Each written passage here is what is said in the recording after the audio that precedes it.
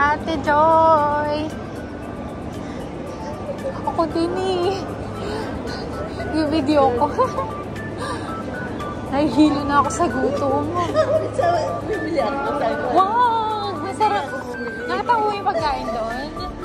Masarap. May mga pa-truffle-truffle pa sila.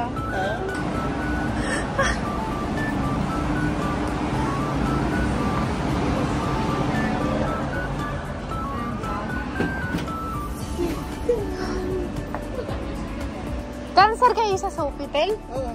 Anong dancer? Ay, mag-video kayo. Ay, wait lang. Ayan, kuya. Hello! Kuya Migs. Kuya Migs. Diyan kayo nag-work, kuya? Hindi ba may buffet dyan? Oo, bakit wala? May buffet? Eh, di Oo pag nga. ano kami, may ano kami, discount pag ikaw? Oo. Libre mo naman kami doon. Bigyan mo kami ng discount. Anytime. O, sige. May high tea din ba sila dyan? Oo. May high tea din sila. Sasabihin ko sa inyo pag mayroon. Message nyo ako. Oh, cool naman. Very good. Okay. Pag Wait lang, wait nag-birthday lang. ako, siya na ako. Bye!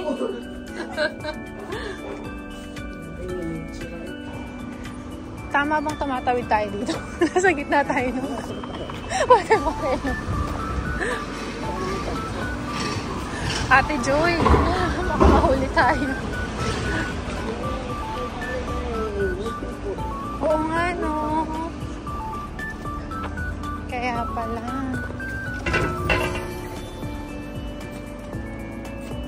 Ang random ni kuya eh, no? Katawa. May reason na tayo para pumunta ng Sofitel. Sobrang friendly. Nung kasama ko rin si Lily tsaka si Talia. Tapos sumakay kami naglamay Pilipino. Tapos, Kuya, sabi, do you know him? I said, no.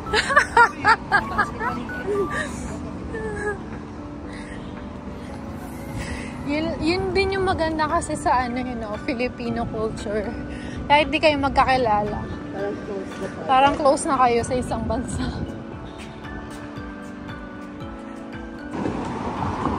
Ayun natin. Okay. Antayin na lang natin si Jules. Wala ba si Joyce? Wala pa.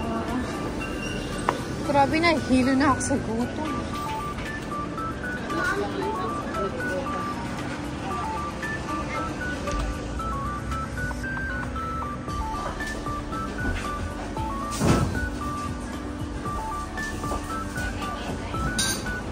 Akala ko black. Hindi.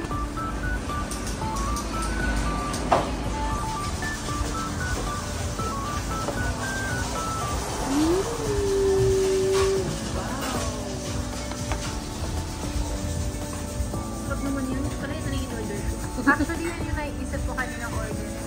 Ano in-order niyo?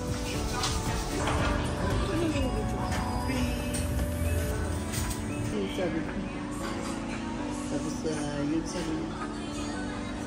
Tapos, parang ako yung favorite ko. Parang lahat ata favorite ko. Sabi ko po. Sinabi mo sa iyo. Nakakaloka na sa CCTV. Sa private or public?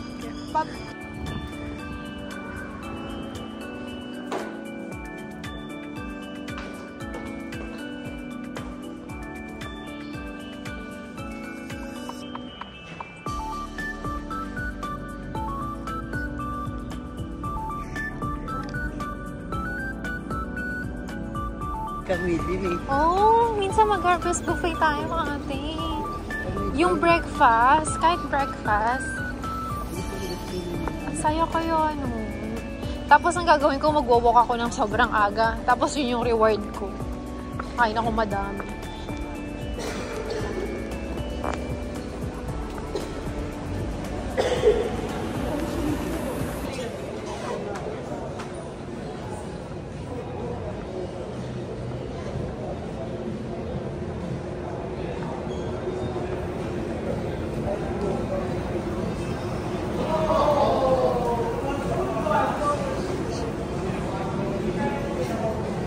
Bonda yun, di ba?